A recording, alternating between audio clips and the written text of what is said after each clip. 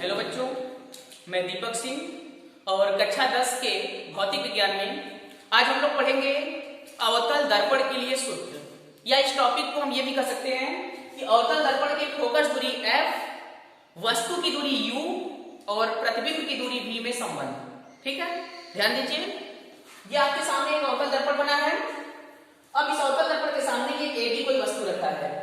ठीक है, इस AB वस्तु से इस मुख्य अक्ष के समांतर एक प्रकाश की किरण आ रही है और ये मान लीजिए यम बिंदु पर टकरा रही है दर्पण से। फिर यम बिंदु से परावर्तित होकर ये फोकस से चली जाएगी, जैसा कि आप पढ़े थे नियम में। दूसरी प्रकाश की किरण वक्रता केंद्र से गुजरेगी और ये परावर्तित होने के बाद अपने मार्ग पर लौट जाएगी। फिर ये दोनों किरणें एक दूसरे को जहां काट रही हैं, इस बिंदु को हम मुख्य अक्ष से मिलाएंगे। A' B' जो है वो A' B' इस AB वस्तु का प्रतिबिंब है, वास्तविक प्रतिबिंब बना है, आप देख रहे हैं। अब देखिए, इस M बिंदु से हम एक लंब डालेंगे मुख्य अक्ष पर। यहां से मुख्य अक्ष पर एक लंब खींचेंगे और इस लंब को जहां ये लंब मुख्य अक्ष पे मिलेगा यहां मान लेंगे यम। ठीक है, यम ये लंब खींच दिया।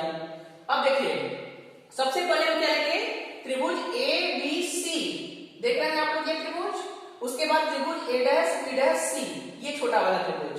ध्यान दीजिए, त्रिभुज ABC तथा A' B' C में ध्यान दीजिए, इसमें ये कोण देखिए 90 अंश है और ये कोण भी कितना है, 90 अंश है। उसके बाद ये कोण इस कोण के बराबर होगा। क्यों बराबर होगा भाई? क्योंकि आप जानते हैं कि जब जो रेखाएं एक दूसरे को काटती हैं तो क्या आमने सामने का कोण क्या होता है, शीर्षाभिमुख कोण बराबर होता है। तो ये कोण इसके बराबर होगा। तो जब इन दोनों त्रिभुजों में ये कोण इसके बराबर हो गया और ये कोण इसके बराबर, तो तीसरा कोण ये वाला इसके बराबर ही होगा। ठीक है, तो हम बहुत डीपली नहीं लिख रहे हैं, पहले आपको ऐसे ओरल समझा दे रहे हैं, उसके बाद फिर डेरिवेशन। ठीक है, ध्यान दीजिए, तो ये त्रिभुज ABC जो है वो त्रिभुज A' B' C के क्या हुआ, समरूप हुआ। ठीक है, तो यहां लिखेंगे त्रिभुज ABC तथा A' B' C में।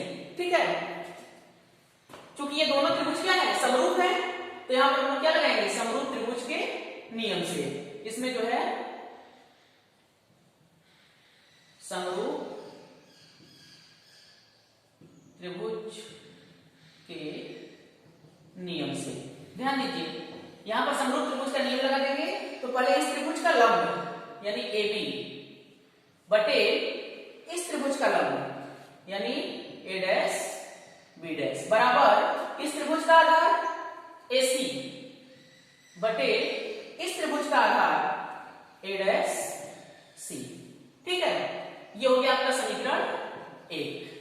अब चला ध्यान दीजिए, अब हम आते हैं इस साइड। देखिए इधर त्रिभुज MNF और त्रिभुज A' B' F, ये त्रिभुज और ये त्रिभुज यानी त्रिभुज MNF तथा A' B' F में। ध्यान दीजिए, इसमें ये कोण देखिए 90 अंश और ये कोण कितना है, 90 अंश। फिर ये कोण शीर्षाभिमुख है इसके, यानी ये दोनों के आपस में क्या होंगे, बराबर होंगे। तो यहां भी जब दो कोण बराबर हो गए आपस में दोनों त्रिभुज के, तो ये तीसरा कोण ये वाला भी क्या होगा, बराबर होगा। तो इस प्रकार हम देख रहे हैं कि ये त्रिभुज MNF और A' B' F ये दोनों भी क्या है, समरूप है। तो यहां भी लगाएंगे समरूप त्रिभुज के नियम से, समरूप त्रिभुज के नियम से। ठीक है, यहां भी वही, पहले इसका लंब यानी MN बटे इसका लंब A' B' बराबर इसका आधार यानी F बटे इसका आधार A' F। ठीक है, अब ध्यान दीजिए बच्चों, MN जरा ध्यान से देखिए, जो MN है वो AB के बराबर है। क्यों बराबर है? क्योंकि ये दोनों समांतर रेखा है और समांतर रेखा के बीच की दूरी क्या होती है, हमेशा बराबर होती है। तो MN हमेशा AB के बराबर होगा। यहां लिखेंगे क्योंकि MN बराबर AB, तो जहां MN लिखा है वहां पे क्या लिख सकते हैं, AB। तो MN की जगह लिख देंगे AB बटे A' B' बराबर NF बटे A' F। ठीक है, अब ध्यान दीजिए, AB बटे A' B' जरा ध्यान से देखिए समीकरण 1 को। AB बटे A' B' का जो मान है वो है AC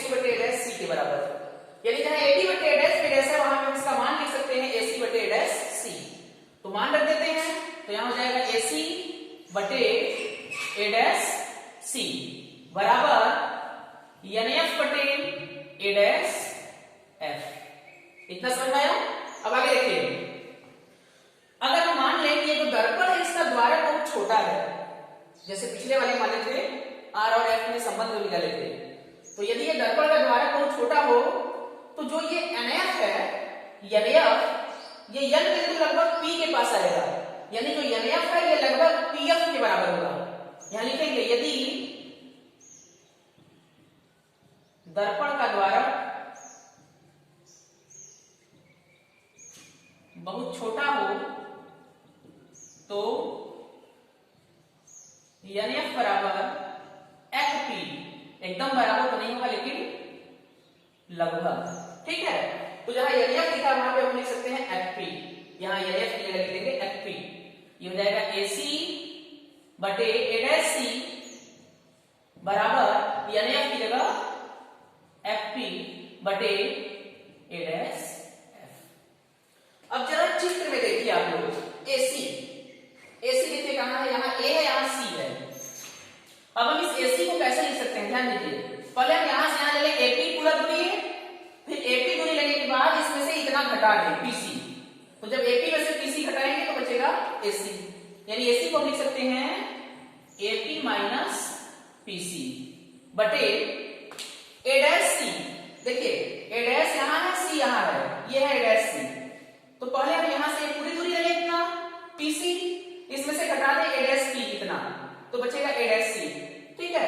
ये हो जाएगा PC माइनस ए डैश P बराबर, यहां देखिए FP को FP रख दीजिए, हो जाएगा FP बटे ए डैश F, ये ए डैश है ये F है, तो ए डैश F ये दूरी लेना है इस बार को। अब इस दूरी को देखिए हम पूरा पहले इतना ले लेंगे ए डैश P लेने के बाद इसमें से FP घटा देना, तो बचेगा ए डैश F, है ना। ये हो जाएगा ए डैश P माइनस FP। हम लोगों ने इसे इसलिए थोड़ा माइनस माइनस करके कि हमें F U और V के रूप में चाहिए मान, अगर ऐसे नहीं तोड़ेंगे तो F U और V हमें नहीं मिलेगा, है ना, इसलिए इसको हमने माइनस में ऐसे करके लिखा। अब ध्यान दीजिए AP, जरा ध्यान दीजिए AP का वैल्यू कितना है। देखिए ये A है ये P है, दर्पण के ध्रुव से वस्तु की दूरी, इसको हम लोग लिखते हैं U, ठीक है। तो AP का मान ध्यान दीजिए, जो AP का मान होगा ये होगा U। अब देखिए दर्पण के बाईं ओर जो भी दूरी आता है उसको हमेशा माइनस में, और दर्पण के दाईं ओर जो भी दूरी आता है उसको हमेशा प्लस में, तो ये माइनस में होगा U क्योंकि बाईं ओर है, यहां हो जाएगा माइनस U। अब ध्यान दीजिए AP के बाद PC, ध्यान दीजिए PC बराबर होगा, देखिए P क्या है, ध्रुव है, C वक्रता केंद्र है, ये PC ध्रुव से वक्रता केंद्र के बीच की दूरी है, और इसको हम लोग लिखते हैं R यानी वक्रता त्रिज्या, और R का वैल्यू होता है 2F, ठीक है। अब बाईं ओर है इसलिए भी क्या होगा, माइनस होगा, तो हो जाएगा R यानी 2F और इसका वैल्यू कितना होगा माइनस 2F। अब जरा ध्यान दीजिए ए डैश P, देखिए ए डैश आपका प्रतिबिंब है, अब P ध्रुव है, ध्रुव से प्रतिबिंब के बीच की दूरी है डैश की, ये भी लिखेंगे इसको हम, और ये भी बाईं ओर है इसलिए माइनस भी। उसके बाद देखिए FP, ये FP, F देखिए फोकस बिंदु है, P आपका ध्रुव है, ये ध्रुव से फोकस बिंदु के बीच की दूरी को लिखते हैं फोकस दूरी, क्योंकि बाईं ओर है इसलिए भी माइनस, तो बराबर माइनस F। अब सारे का वैल्यू हमें पता हो गया, सबका मान हम यहां रख देंगे सबकी जगह पे।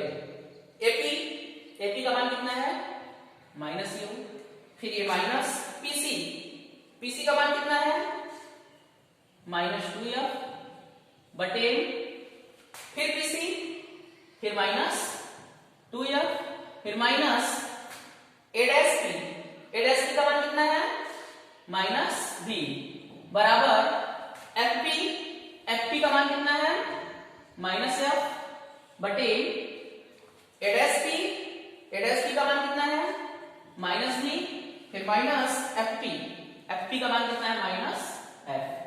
ध्यान दीजिए ये हो गया माइनस U, फिर ये माइनस माइनस का पूरा हो गया प्लस 2F बटे माइनस 2F फिर माइनस माइनस प्लस v बराबर माइनस एफ बटे माइनस v, फिर माइनस माइनस प्लस एफ। अब हम लोग करेंगे तिर्यक गुणा, ठीक है, ध्यान दीजिए।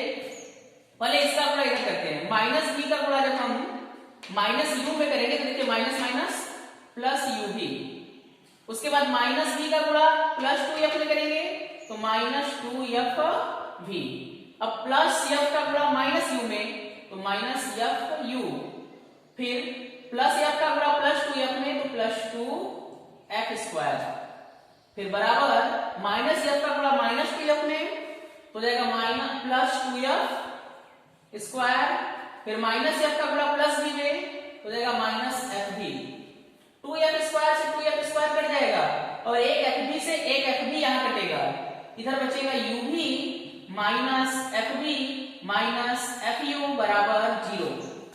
जो इधर माइनस में है उसको बराबर के उधर ले जाएंगे तो प्लस हो जाएगा, यानी uv बराबर ये दोनों उधर जाएगा तो प्लस हो जाएगा fv प्लस fu, ठीक है, या इसको fu प्लस fv कुछ भी लिख सकते हैं। अब ध्यान दीजिए, दोनों पक्षों में u भी f से भाग देने पर दोनों पक्षों में जब u भी f से भाग देंगे तो जाएगा u भी बटे u भी f बराबर fu बटे u भी f प्लस fv बटे u भी f। यहाँ देखिए u भी से u भी कट जाएगा, यहाँ f और u से f और u कट जाएगा, यहाँ f और v से f और v कट जाएगा, बचेगा यहाँ पे देखिए 1 बटे f बराबर 1 बटे v प्लस 1 बटे u, ये आपका प्राप्त हुआ। यानी ये जो आपको संबंध मिला, ये फोकस दूरी f, प्रतिबिंब की दूरी v और वस्तु की दूरी u, इन तीनों में ये संबंध है, इसी को हम लोग कहते हैं दर्पण के लिए सूत्र, ठीक है। तो ये आपको हमें आशा है कि समझ में आया होगा पूरा, तो इसको फिर से अगर आप समझ में नहीं आएगा तो फिर से रिवाइज करके देख लीजिएगा, आ जाएगा, ठीक है। तो आज के वीडियो में बस इतना ही, धन्यवाद।